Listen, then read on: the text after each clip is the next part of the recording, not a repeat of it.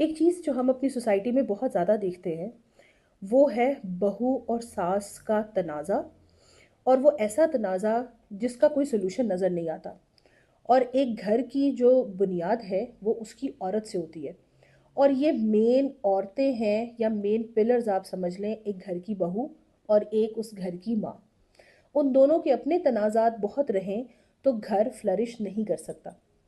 इसमें जो एक सबसे अलमिया है हमारी सोसाइटी का वो ये है, आपने अक्सर लोगों को कहते सुना है, हम बहू नहीं हम बेटी घर लेके आ रहे हैं। तो मेरा उन सबसे सवाल ये है कि क्या बहू का रिश्ता अच्छा नहीं होता?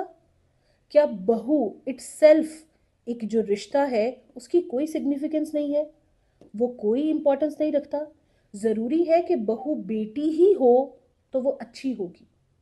तो ये ज़रूरत है इस बात की कि हमने जो स्टिग्मास लगाए हुए हैं बहू के साथ, कि वो मेरी बेटी है, मैं अपनी बेटी लेके आई हूँ।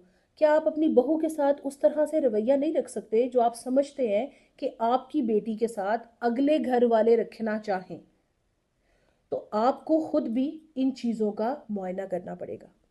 और कोई ज़रूरत नहीं है इसी तरह से बहू को भी सास को माँ समझे। समझने में और हकीकत में समझने में देखिए बहुत फ़र्क है। तो आप एक बातें ऐसी ना कहें जो बंदा नहीं कर सकता। जो आपकी माँ है वो बाय द वे आपकी माँ है, आपकी सास आपकी माँ नहीं हो सकती।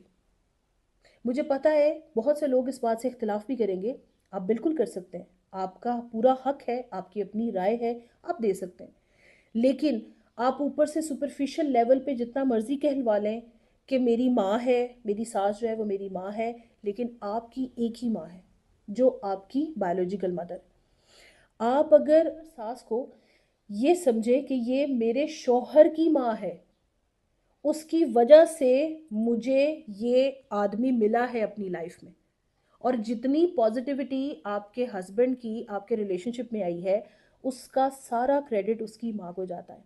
अगर नेगेटिविटी भी है तो फिर भी जाता है, ऑब्वियसली माँ ने चीज़ें सिखानी है। बाज़ औक़ात नेगेटिविटी बाहर से भी लोग सीखते हैं, पॉजिटिविटी भी सीखते हैं। सो अगर आप ये कहें कि एक बेटा आपको पला पलाया एक शख्स मिला है, उसके साथ आपकी जो पूरी ज़िंदगी है आगे वो आपने सारी लेके चलनी है, और ये जो रिस्पॉन्सिबल है बंदा वो उसके माँ बाप हैं।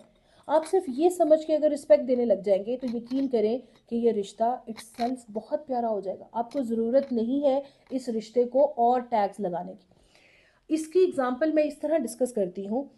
ये एक शाख है, आपको नज़र आ रही है, ये हरी है, आपके सामने है, ठीक है, पत्ते मुरझाए हुए नहीं है।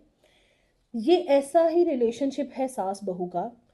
घर चलता लाजमी है, ठीक है, सास बहू की क्लैशेस से भी चलेगा, वो वैसे भी चलेगा, बिकॉज घर ने चलना है।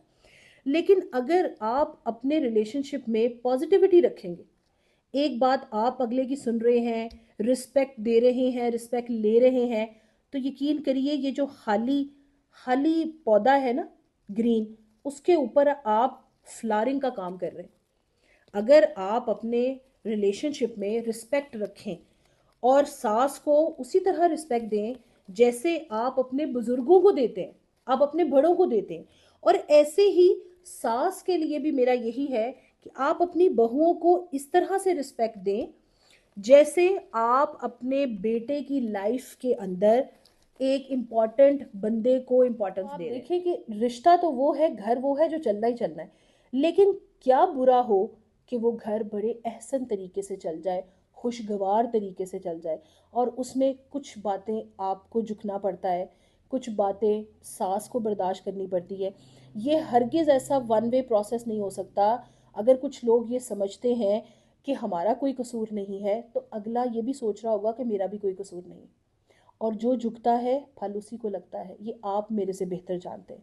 सो कोशिशें करिए कि आजिज़ी अपनाइए और कुछ बातों पे खुद चुप करिए, तो आप देखें बहुत ही जल्दी आपके रिलेशनशिप में चेंज आने लगेंगे। और आपने बस एक काम याद रखना है, ये फ्लावर की इम्पोर्टेंस आपने याद रखनी है। आप जितने ज़्यादा पॉजिटिविटी अपने रिलेशनशिप में देंगे, आपका ये जो घर है, ये जो पौधा आपने आप दोनों ने मिल के चलाना है, ये उतना ही खुशगवार रहेगा।